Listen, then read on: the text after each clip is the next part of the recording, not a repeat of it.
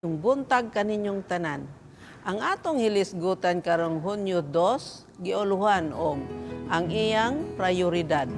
Ang atong teksto makita sa Lucas 10:41 taman sa 42. Nalibog ug nagkapuliki ikaw sa daghang mga butang.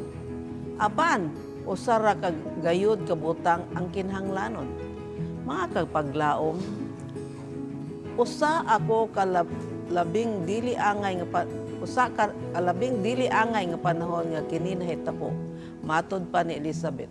Misulay ako og usa ka bag-o nga negosyo pinaagi sa pagsugod og usa ka kumpanya sa kompyuter. Kami nag-abang sa among luna sa opisina, nagkuha og mga empleyado o gilunsad ang negosyo. Usa ka adlaw ni ana nakabatyag ako og usa ka hait nga kasakit sa akong tuhod. Ug sa kalit dili na ako makalakaw. Sa ospital ako gisultihan nga ang akong meniscus na dugmok ug ako nagkinahanglan og dinalian nga operasyon. Apan daghan kaayo ug angay buhaton. Kinsa may moatiman sa mga butang? Unsa kadugay ang pagkaayo? Kung akong balikan, akong maamguhan.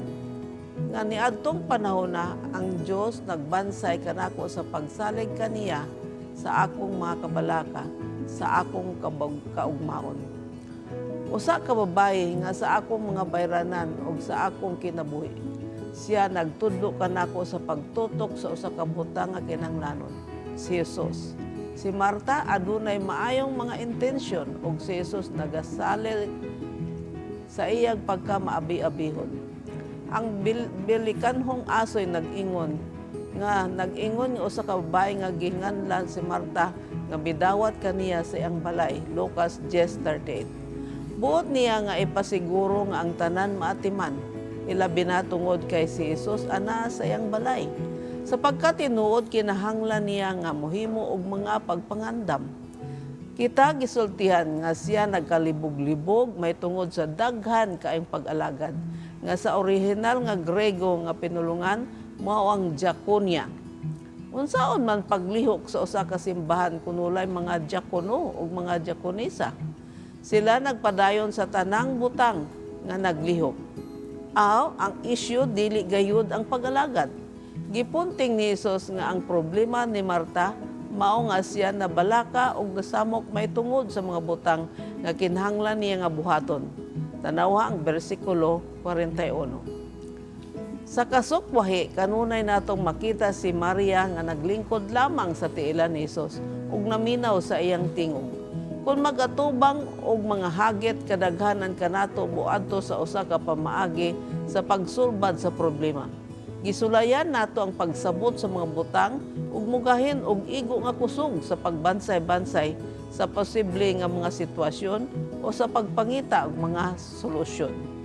Kapag laom, si Jesus nagdapit kanato sa paghinumdom nga kita iyang mga anak. Buot niya nga makakaton kita sa pagtutok kung kinsa siya ug sa pag-adto kaniya isip atong unang tinubdan nga nagpahulay sa iyang kaayo, sa iyang gugma ug sa iyang katakos sa pagtagana alang kanato. Gitanyag ni Jesus ang tambal sa kabalaka. Daghan nga mga butang tingali importante, apan usa lamang ang kinahanglanon, siya, ang iyang presensya. Samtang kita magtutok kaniya sa iyang gugma, sa iyang katagbawan, sa iyang kalinaw, sa iyang gahom, sa iyang grasya, ang tanan mahulog sa angay nga dapit. Mag-ampo kita. Diyos ug may gugmaon na mong amhan sa langit.